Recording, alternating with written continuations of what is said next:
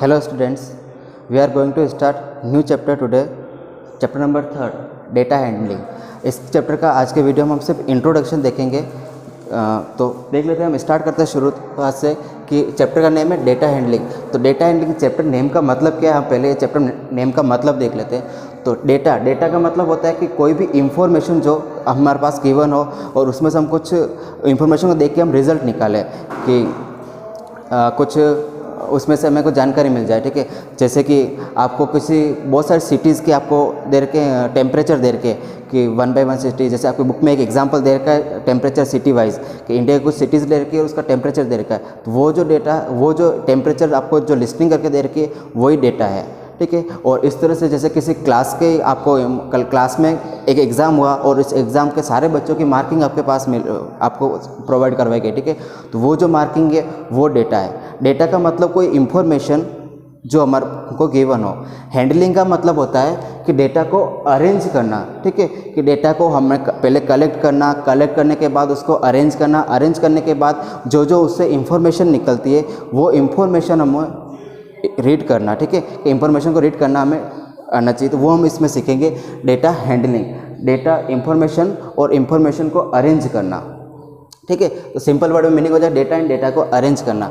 Next अपन इसमें जो step होती है डेटा को अरेंज करने की, फर्स्ट होती है कलेक्शन ऑफ डेटा।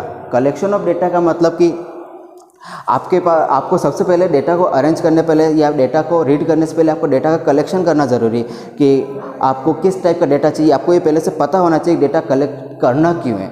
ठीक है, कलेक्शन ऑफ डेटा से पहले आपको ये रीज़न पता होना चाहिए कि डेटा कलेक्शन करना क्यों। जैसे कि आप क्लास के मार्क्स का कलेक्शन करते हो, तो मार्क्स का कलेक्शन करके आप क्या पता लगाओगे, आप वहाँ से ये पता लगाओगे कि कलेक्शन उस डेटा से आप ये पता लगाओगे कि आपकी क्लास की परफॉर्मेंस क्या है, आपकी क्लास में हाईएस्ट मार्क्स कितने आ रहे हैं, लोवेस्ट मार्क्स कितने आ रहे हैं, आपके मैक्सिमम बच्चे किस रेंज में आ रहे हैं। ठीक है, कौन सा डिवीज़न बन रहा है उनका। तो ये हम उससे इंफॉर्मेशन निकालेंगे।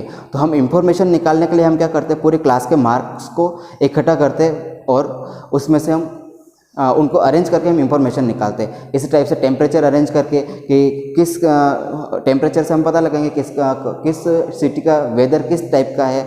इससे हम इस तरह से कुछ इंफॉर्मेशन हम निकालते हैं डेटा से। ठीक है, तो कलेक्शन ऑफ डेटा सबसे पहली स्टेप होती है कलेक्शन ऑफ डेटा।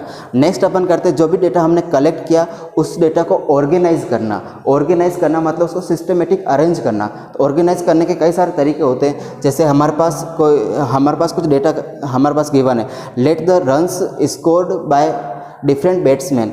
हमारे पास एक डेटा है जिसमें कुछ बैट्समैन के रन जो स्कोर किए उन रन को हमने एक कलेक्शन बना लिया उस डेटा का।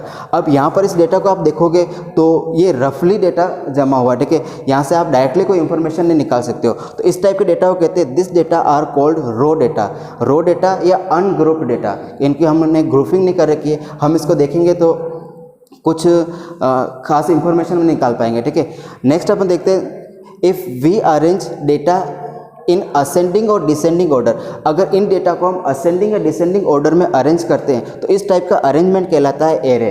ठीक है, इस टाइप के अरेंजमेंट को कहते हैं एरे। जैसे मैंने यहाँ पर नेक्स्ट स्टेप में कर लिया ascending order of given data. जैसे ये जो डेटा था मेरे पास इनको मैंने असेंडिंग ऑर्डर में अरेंज कर लिया। असेंडिंग ऑर्डर में अरेंज करने का मतलब सबसे कम डेटा पहले उसके बाद बढ़ता। ठीक है, असेंडिंग ऑर्डर मैंने इसको अरेंज कर लिया। अरेंज करने से यहाँ पर हम कुछ इंफॉर्मेशन निकाल सकते हैं इस असेंडिंग ऑर्डर से। ठीक है, असेंडिंग या डिसेंडिंग ऑर्डर से इंफॉर्मेशन क्या मिलेगी, फर्स्ट तो आपको मिलेगी मिनिमम मार्क्स कितने या मिनिमम स्कोर कितने। आपके रन स्कोर्स का डेटा था आपके पास, तो यहाँ से आप अरेंज करने के बाद पता लगा पाओगे कि मिनिमम रन्स कितने हैं और मैक्सिमम रन्स क्या स्कोर हुए। अब उसके बाद स्टेप होती है कि इनमें हम रेंज फाइंड आउट करना। तो इन डेटा की रेंज फाइंड आउट करना, रेंज क्या होती है देख लेते हैं। The difference of minimum and maximum values is called range. The minimum value और मैक्सिमम वैल्यू की जो डिफरेंस जो होगा उसको हम रेंज कहते हैं। तो यहाँ पर हमारे पास हमने डेटा को एक बार अरेंज कर लिया असेंडिंग ऑर्डर में, तो हमको मिनिमम और मैक्सिमम वैल्यू मिल चुकी है। तो इसकी हम रेंज फाइंड आउट कर सकते हैं। तो इसकी रेंज फाइंड आउट करेंगे तो मैक्सिमम वैल्यू हमारे पास 101 है एंड मिनिमम वैल्यू 5 है। तो इनको हम माइनस करेंगे तो हमारे पास मिलेगा 96। मतलब कि जो रन स्कोर किए गए उनकी रेंज है 96। उसके बाद नेक्स्ट अरेंजमेंट होता है फ्रीक्वेंसी टेबल। कि फ्रीक्वेंसी टेबल में आपके पास जो भी डेटा दे रखा है उसको फ्रीक्वेंसी टेबल में अरेंज करना। फ्रीक्वेंसी टेबल में हम करते हैं सबसे पहले तो कि एक क्लास इंटरवल हम कंसिडर करते हैं इसमें कि हमारे पास जो डेटा दे रखा है उसमें से हम इनको इस तरह से अरेंज करूँगा, 0 से 20 तक कितने प्लेयर्स है जिन्होंने या कितने बैट्समैन हैं जिन्होंने 0 से 20 के बीच में रन स्कोर किए। तो ठीक है, नंबर ऑफ जो प्लेयर्स होंगे 0 से 20 के बीच में उसको कहेंगे हम फ्रीक्वेंसी। ठीक है, कि इतने प्लेयर्स है। यहाँ पर फिर 20 से 40 के बीच में 4 प्लेयर्स है। तो यहाँ पर हमने जो डेटा हमने अरेंज कर रखा था असेंडिंग ऑर्डर में, या फिर इस डेटा से भी हम इंफॉर्मेशन निकाल सकते हैं। 0 से 20 के बीच में 7 थे, इस तरह से हमने इसको अरेंज कर लिया। और नेक्स्ट यहाँ पर सेंटर जो लिखा हुआ ये है टेली मार्क्स। जो भी यहाँ पर फ्रीक्वेंसी आ रही थी उसको तो हमने टेली मार्क्स में रिप्रेजेंट कर लिया। टेली मार्क्स में रिप्रेजेंट कैसे करते हैं, यहाँ पर हमें क्या करना होता है, जिससे कि कोई वैल्यू रिप्रेजेंट करनी, यहाँ पर 4 तक तो हम 4 लाइन करेंगे एक साथ। जब 5 आ जाएगा तो नंबर 5 के लिए हम करते हैं ये वाली लाइन। ठीक है, तो इसका मतलब होता है 1 2 3 4 एंड 5। तो ये जो पूरा होगा वो 5 होगा। ठीक है, एंड इसके साथ +2 लाइन और कर दी तो ये हो जाएगा 7। तो टेली मार्क्स आप 5th क्लास में आप पढ़ा हुआ है आप लोगों ने, तो टेली मार्क्स से ज़्यादा डिटेल में नहीं समझाऊंगा यहाँ पे। ठीक है, तो ये होती है फ्रीक्वेंसी डिस्ट्रीब्यूशन टेबल, कि जो भी डेटा है उसमें हमने फ्रीक्वेंसी टेबल में अरेंज कर लिया।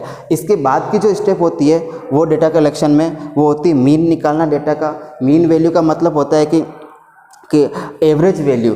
ठीक है, जितनी भी आपके पास वैल्यूज़ दे रखी उनका सबका ऐड करना और नंबर ऑफ वैल्यूज उसको डिवाइड कर देना, ये होता है मीन वैल्यू, जिसको हम क्वेश्चन करेंगे जब एक्सरसाइज स्टार्ट करेंगे तब मीन का फॉर्मूले के साथ मैं आपको समझाऊंगा इसको अच्छे से। नेक्स्ट होता है मोड। मोड का मतलब होता है कि कौन सा स्कोर ऐसा है या कौन सी वैल्यू ऐसी जो मैक्सिमम टाइम आ रही है। ठीक है, जो मैक्सिमम टाइम आ रही होती है उसको हम कहते हैं मोड। एंड मीडियन मतलब सेंटर वैल्यू, जब आप उसको अरेंज कर लोगे असेंडिंग या डिसेंडिंग ऑर्डर में। असेंडिंग या डिसेंडिंग ऑर्डर में अरेंज करने के बाद हम देखते हैं कि सेंट्रल वैल्यू कौन सी है या फिर मिडल वैल्यू जिसको कहते हैं। ठीक है, मिड वैल्यू कहेंगे मीडियन। ठीक है, तो इनके बारे में हम डिटेल फॉर्मूले के साथ पढ़ेंगे जब हम एक्सरसाइज करेंगे। ठीक है, अभी के लिए इतना ही। नेक्स्ट वीडियो में हम एक्सरसाइज स्टार्ट करेंगे। तब तक के लिए थैंक यू।